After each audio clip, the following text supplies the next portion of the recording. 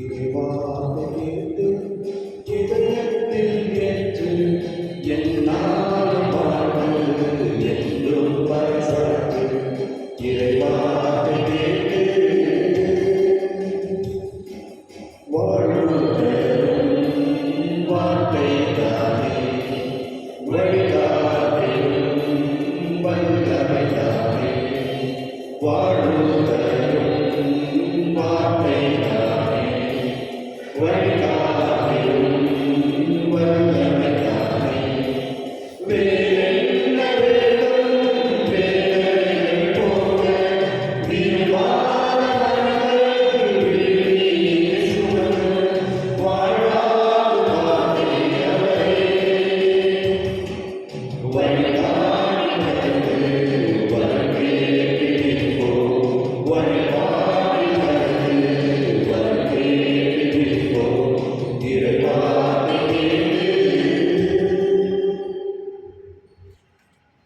திருப்பலியின் கருத்துக்கள். இறைவனுக்கு நன்றியாக உதவியை தனது பிறந்தநாளை கொண்டாடின அந்தோணியம்மாவின் பிறந்தநாளை முன்னிட்டு இறைவனுக்கு நன்றியாக கொண்டாடும். ஜார்ஜ் குட்டி மினியினுடைய 28வது திருமணத்தை முன்னிட்டு இறைவனுக்கு நன்றியாக கொண்டாடும். ஜூலியாவுடைய 82வது பிறந்தநாளை முன்னிட்டு இறைவனுக்கு நன்றியாக கொண்டாடும். மேலும் மரித்த Joseph D'Mello, Charles Sampathkumar, Manohari Leon உங்களுடைய ஆன்மீகத்திற்காக திருப்பலி கொண்டாடும். தந்தை மகன் தூய ஆவியாரின் பெயராலே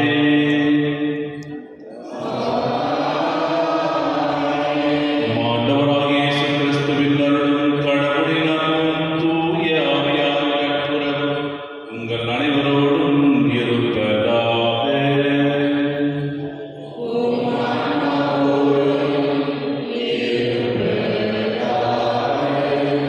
கிறிஸ்துவில் பிரியமான சகோதரர்களே, அதிகாலை முதலே என்னுடைய திருவடியில் ஒப்புக்கொண்டு வந்திருக்கின்றோம். இறைவன் இந்த நாளை நமக்கு தந்தமைக்காக நன்றியோடு ஸ்தோத்திரிப்போம். இந்த நாள் முழுவதும் இறைவனின் அருட்கரம் நம்மை வழிநடத்தி வாழ்வாக்கு நம்மை நாமே ஒப்பு கொடுத்து வந்தாடும். திருப்பலி தரும் ஒப்புக்கொடுத்த நம்முடைய குற்றங்கள், பாவங்கள், குறைகள் அனைத்து ஏற்றுக்கொண்டு மனவருந்தவும் மன்னிப்பு கேட்போம்.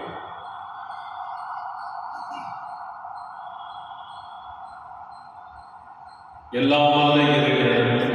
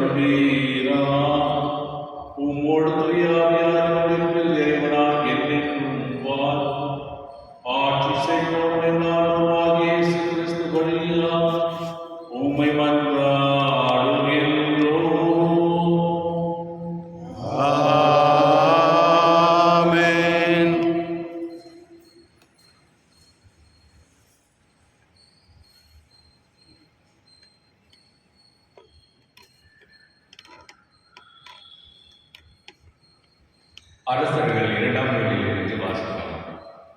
அந்நாளில் அசிரிய மன்னன் நாடு முழுவதும் மீண்டும் படையெடுத்து சமாரியாவுக்கு வந்து அதை 3 ஆண்டு அளவு முற்றுகையிட்டான். ஒசேயா ஆட்சியில் இஸ்ரேலரை அசிரியாவுக்கு நாடு கடத்தினார். அவர்களை அலக்கிலும் கோசானின் ஆப்போர் நதிக்கரையிலும் மேதிய நகரிலும் குடியேற்றினார். ஏனெனில் இஸ்ரேல் மக்கள் தங்களை எகிப்து நாட்டினின்று அந்நாட்டு மன்னன் பார்வோனின் கையினின்றும் விடுவித்து தங்கள் கடவுளான ஆண்டவருக்கு எதிராய் பாவம் செய்து வேற்று தெய்வங்களை தொழுது வந்தனர். மேலும் இஸ்ரேல் மக்கள் முன்னிலையிலிருந்து ஆண்டவர் விரட்டியடித்த வேற்றினத்தாரின் விதிமுறைகளின்படியும் இஸ்ரேல் அரசர்கள் புகுத்திய வழக்கங்களின்படியும் நடந்து வந்தனர். ஆயினும் ஆண்டவர் எல்லா இறைவாக்கினர் திருக்காட்சியாளர் மூலம் இஸ்ரேலுக்கும் யூதாவுக்கும் விடுத்திருந்த எச்சரிக்கை இதுவே: உங்கள் தீய வழிகளை விட்டு திரும்புங்கள். உங்கள் மூதாதையருக்கு நான் அறிவித்த கட்டளையிட்ட என் அடியார்களாகிய இறைவாக்கினர் மூலம் நான் அறிவித்த திருச்சட்டத்தின்படி என் கட்டளைகளையும் நியமங்களையும் கடைபிடியுங்கள். ஆனால் அவர்களோ செவி கொடுக்கவில்லை. அவர்கள் மூதாதையர் தங்கள் ஆண்டவர் மீது நம்பிக்கை இழந்து பணிய மறுத்தது போல் அவர்களும் வணங்கா கலத்தினர்களாக இருந்தனர்.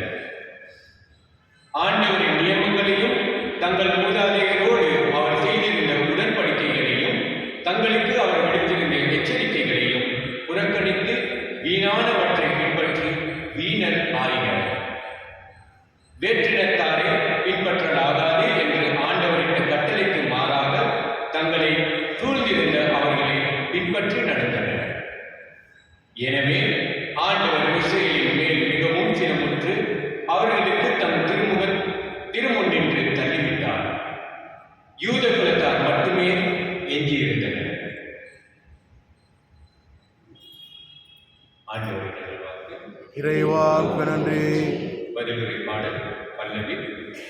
எங்களுக்கு துணை செய்யும் ஆண்டவரே, எங்கள் விண்ணப்பத்தை கேட்டறிந்தோம்.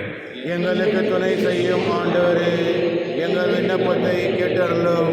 கடவுளே, நீர் எங்களை வெறுத்து ஒதுக்கிவிட்டீர், எங்களை நொறுக்கிவிட்டீர், எங்கள் மீது சீற்றம் கொண்டீர். இப்பொழுதே எங்களை நோக்கி திரும்பியருளும். எங்களுக்கு துணை செய்யும் ஆண்டவரே, எங்கள் விண்ணப்பத்தை கேட்டருளும். நிலத்தை நீர் அதிர செய்தீர், அதில் பிளவு உண்டாக்க செய்தீர். அதன் வெடிப்புகளை சீர்படுத்தும், அது ஆட்டம் கண்டுள்ளது. எங்களுக்கு துணை செய்யும் ஆண்டவரே, துன்பத்தை காண செய்தீர். மதியை மயக்கும் மதுவை எங்களுக்கு குடிக்க கொடுத்தீர். துணை செய்யும் ஆண்டவரே, எங்கள் விண்ணப்பத்தை கேட்டருளும். கடவுளே, நீர் எங்களை கைவிட்டு விட்டீர் அன்றோ. கடவுளே, நீர் எங்களை படைகளோடு புறக்கணிக்கவில்லை அன்றோ. எதிரியை மேற்கொள்ள எங்களுக்கு உதவும். மனிதர் தன் உதவியோ வீண். கடவுளின் துணையால் வீரத்துடன் போரிடுவோம். அவரே நம் எதிரிகளை மிதித்து விடுவார். எங்களுக்கு துணை செய்யும் ஆண்டவரே, எங்கள் விண்ணப்பத்தை கேட்டருளும். அல்லேலூயா, அல்லேலூயா, அல்லேலூயா, அல்லேலூயா, அல்லேலூயா, அல்லேலூயா, அல்லேலூயா. கடவுளுடைய வார்த்தை உயிருள்ளது, ஆற்றல் வாய்ந்தது, ஆன்மாவையும் ஆவியையும் பிரிக்கும் அளவுக்கு குத்தி ஊடுருவுகின்றது. அல்லேலூயா. அல்லேலூயா, அல்லேலூயா, அல்லேலூயா, அல்லேலூயா.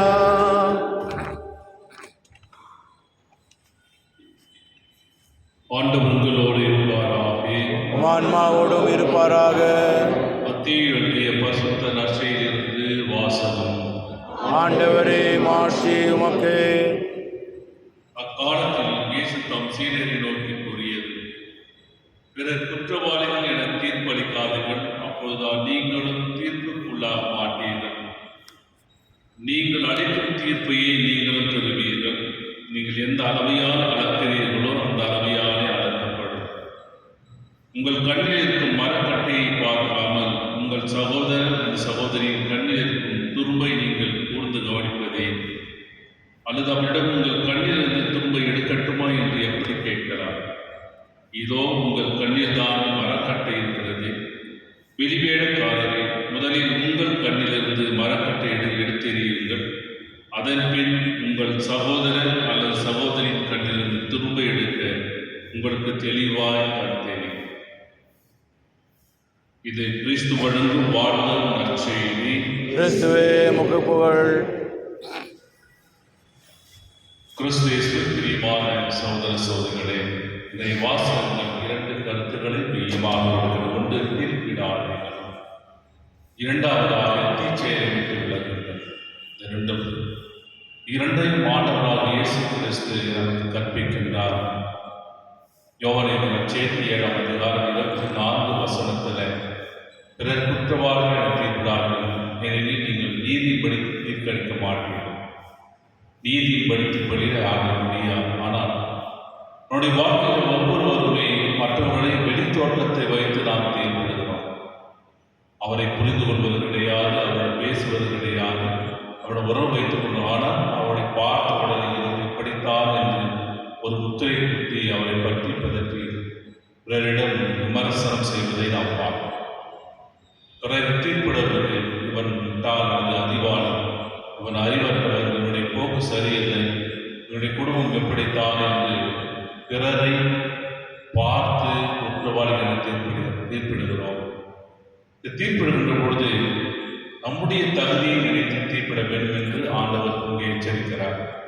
நான் எந்த விதத்தில் இருக்கின்றேன், எந்த வாழ்க்கையை வாழ்ந்து கொண்டிருக்கின்றேன், எத்தனை செயல்பாடுகளுடைய பழக்க வழக்கங்கள் என்ன, இதன்படி நான் பிறரை தீர்ப்பிடுவதற்கு தகுதி உள்ளனாய் இருக்கின்றேன் என்பதை அறிந்தும் அறியாமல் மற்றவரை தீர்ப்பிடுகிறார்கள் என்று ஆண்டவர் சொல்கிறார்.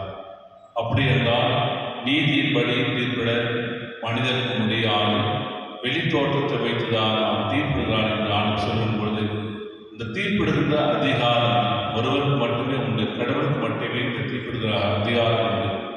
மற்றவர்கள் தீர்ப்பிட அதிகாரம் கிடையாது. விபச்சாரங்களை ஆண்டவர் இயேசுவிடம் கொண்டு வருகிறார்கள். கல்லெடுத்து கொள்ள வேண்டும் என்று மோசேயுடைய சட்டப்படி அவர் இருக்கிறார்கள். ஆண்டவரை சோதிப்பதற்காக கொள்கின்ற ஒரு வார்த்தை, இவன் விபச்சாரத்தில் ஈடுபட்டு விட்டால் இவரை கல்லெடுத்து கொள்ள வேண்டும் மோசேயுடைய சட்டமாக இருக்கிறது, நீ என்ன சொல்லுகிறீர்? ஆண்டவர் இயேசு தரையில் அமைதியாக எழுதுகிறார். உங்களில் பாவம் இல்லாமல் முதலில் கண்டறியட்டும். உங்களுடைய இதயத்தை, உங்களுடைய உள்ளத்தை, உங்களுடைய மனதை சோதித்து பார்க்க வேண்டும் என்று ஆண்டவர் சொல்லுகின்றார். உங்களில் பாவம் இல்லாமல் முதலில் கண்டறியட்டும்.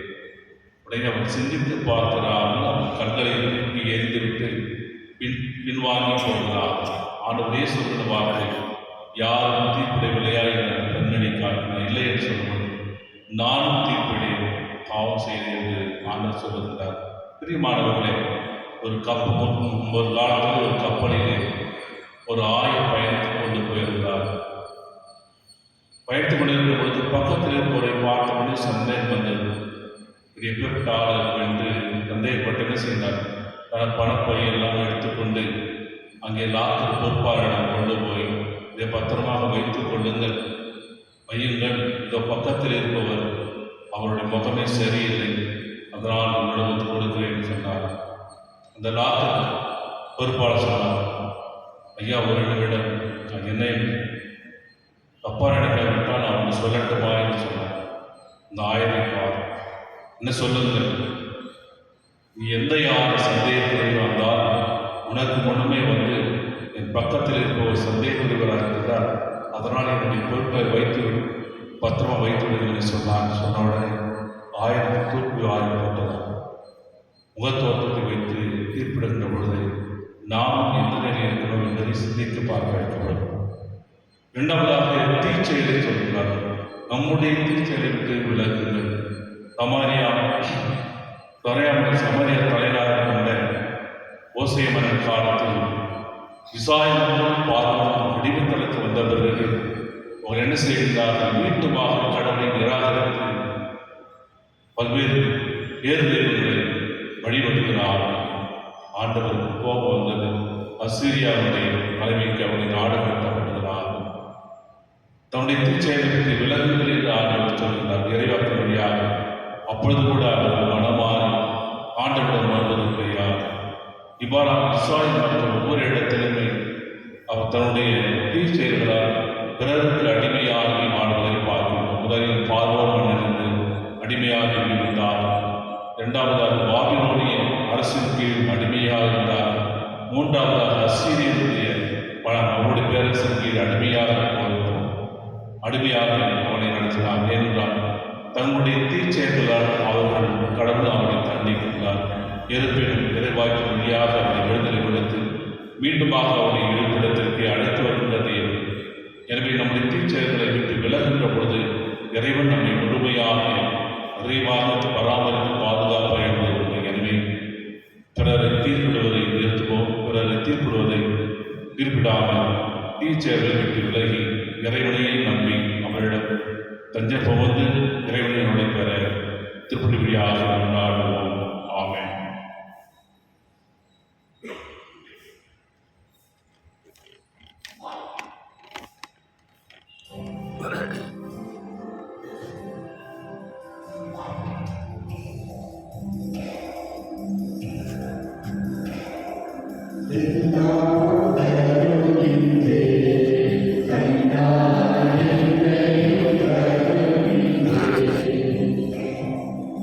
எல்லாம் தருகின்றேன் தந்தா என்னையும் தருகின்றேன். இயற்கையில் மலர்கள் பறித்து தருவேன் உமக்கு காணிக்கை.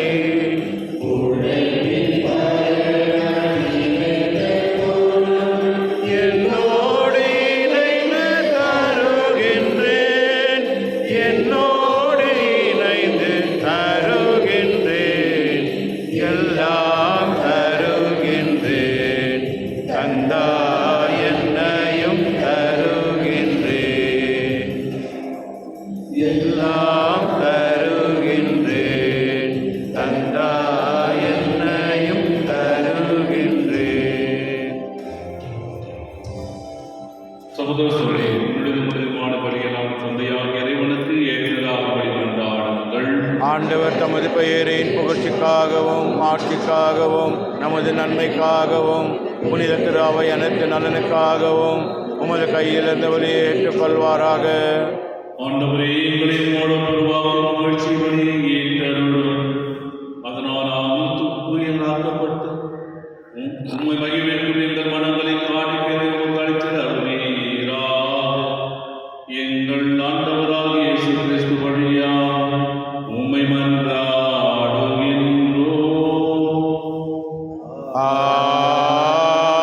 ஆமென். ஆண்டவர் உங்களோடு இருப்பாராக. உம் ஆன்மாவோடும் இருப்பாராக.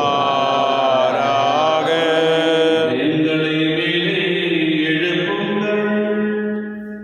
ஆண்டவரிடம் எழுப்பியுள்ளோம். இறைவனாகிய ஆண்டவருக்கு நன்றி கூறுவோம். அது தகுதியும் நீதியும் மானதே. ஆண்டவரே, தூயவரான தந்தை, என்னுள்ள இல்லாமல் இறைவா, எங்கள் ஆண்டவராகிய கிறிஸ்து வழியாக என்னாலும் எவ்விடத்தில் நாம் நமக்கு நன்றி செலுத்துவது மெய்யாகவே தகுதியும் நீதியுமாகும். உங்கள் கடமையும் மீட்புக்குரிய செயலுமாகும். ஏனெனில் கிறிஸ்து பிறந்து முன்னைய பாவநிலையில் மனிதரை புதுப்பித்தார். பாடுபட்டு எங்கள் பாவங்களை அளித்தார். இறந்தோடுகளுக்கு உயிர்த்தெழுந்து நிலைவாழ்வுக்கு வழிவகுத்தார். தந்தையே, அவர் உங்களிடம் முன்னேறி வந்து விண்ணகத்தின் கதவுகளை திறந்து வைத்தார். ஆகவே வானக தூதரணிகளோடு புனிதர் பெருந்தரோடு நாங்களும் சேர்ந்து உமக்கு புகழ்ச்சி பணி செய்து முடிவின்றி சொல்வதாவது: தூயவர் தூயவர் தூயவர், வான்படைகளின் கடவுளாம் ஆண்டவர். விண்ணகமும் மண்ணகமும் உமது மாட்சியால் நிறைந்துள்ளன. உன்னதங்களிலே ஓசானா. ஆண்டவர் பெயரால் வருகின்றவர் ஆசீர் பெற்றவர். உன்னதங்களிலே ஓசானா. ஆண்டவரே, நீர் மெய்யாகவே தூயவர், உம்மை அழைத்திருக்கும் போது ஆகவே உடைய ஆவியை பொழிந்து காணிக்கைகளை உயிர்படுத்த வேண்டுகின்றோம். இவ்வாறு எங்கள் ஆண்டவர் இயேசு கிறிஸ்துவின் உடலும் இரத்தமுமாக எங்களுக்கு இவை மாறுபடுமாகும். அவர் பாடுபட கணித்து தம்மை கையளித்த போது அப்பத்தை எடுத்து நன்றி செலுத்தி அதை பெற்று தம் சிலர்களுக்கு அளித்து கூறியதாகும். அனைவரும் இதிலிருந்து பெற்று உண்ணுங்கள், ஏனெனில் இது உங்களுக்காக கையளிக்கப்படும் என் உடல்.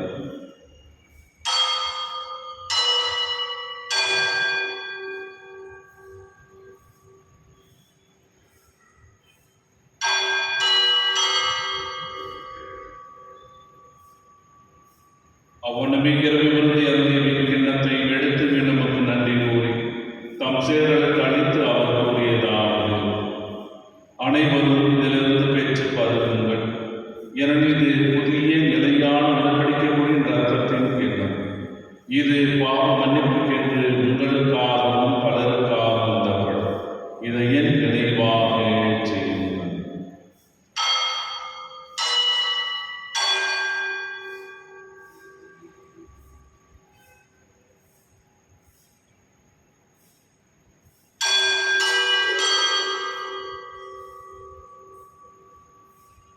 நம்பிக்கையின் மாலை பொருள்.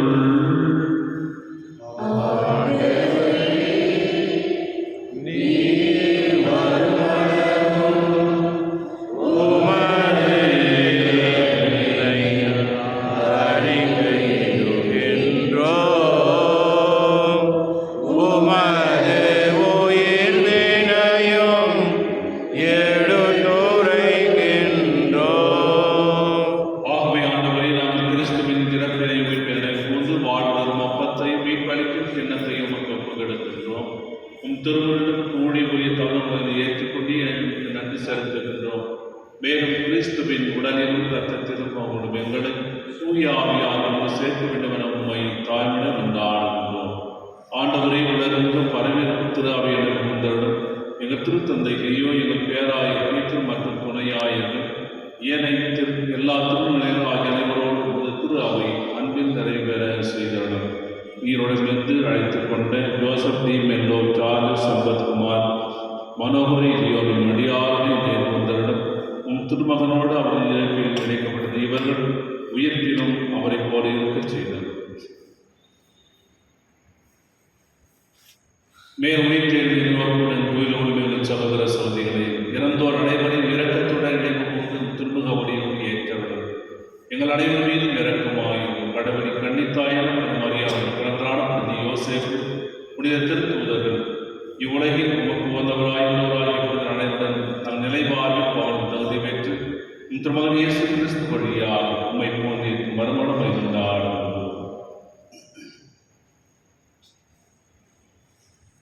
இவர் வழியாக இவரோடு இவர் எல்லாம் வல்ல இறைவனாகிய தந்தையே, தூய ஆவியார் ஒன்றிப்பில் எல்லா புகழும் ஆட்சியும் என்றென்றும் உமக்கு உரியதே.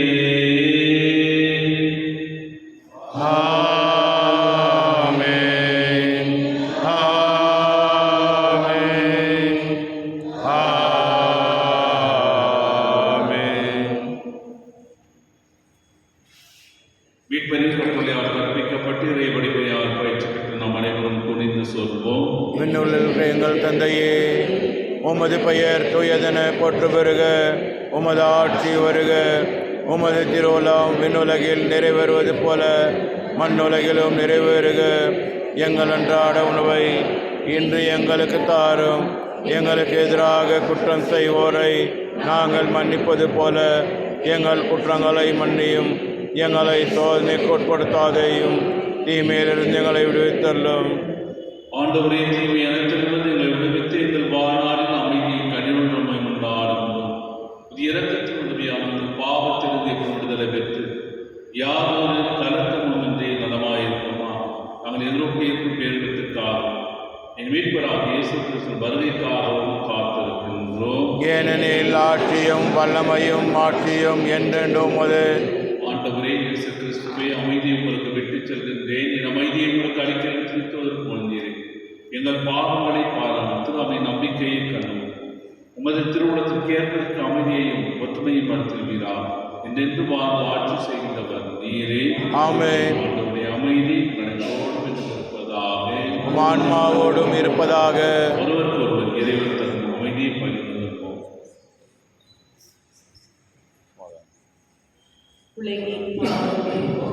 இறைவனின் செம்மறியே, எம் மேல் இரக்கம் வையும். உலகின் பாவம் போக்கவும் இறைவனின் செம்மறியே, எம் மேல் இரக்கம் வையும். உலகின் பாவம் போக்கவும் இறைவனின் செம்மறியே, எமக்கு அமைதி அருளும்.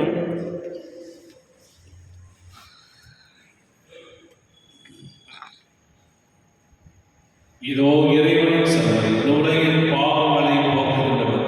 செம்மறியின் விருதுக்கு அழைக்க பெற்றோர் பேர் பெற்றோர். என் ஆண்டவரே, நீர் எழுந்தருள நான் தகுதியற்றவன். ஆனால் ஒரு வார்த்தை மட்டும் சொல்லி அருளும், எனது ஆன்மா நலமுடையும்.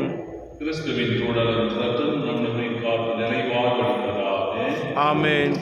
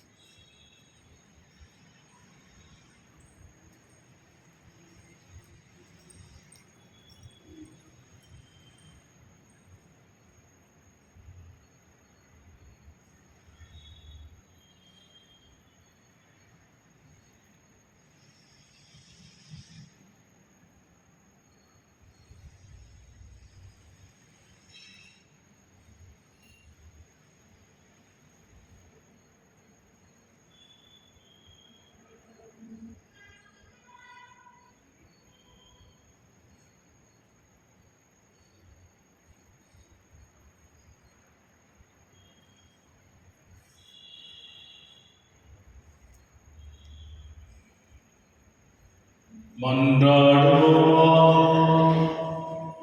ஆண்டவரே, திருமகனின் எமதுக்குள்ள உடலால் இரத்தத்தால் பெற்று புதுப்பிக்கப்பட்ட நாள் உமது கனிவை கெஞ்சி கேட்கின்றோம்.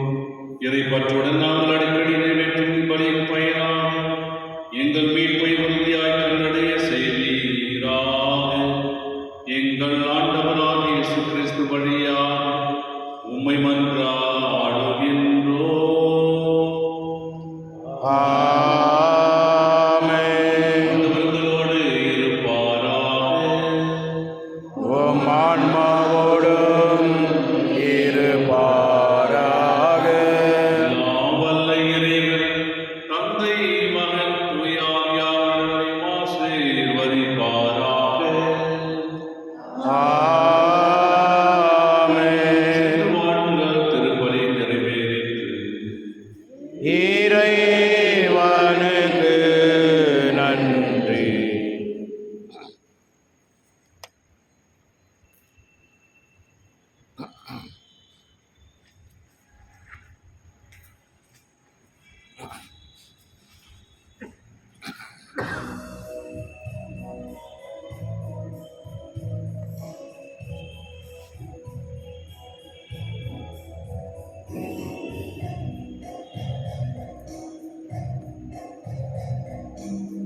Ika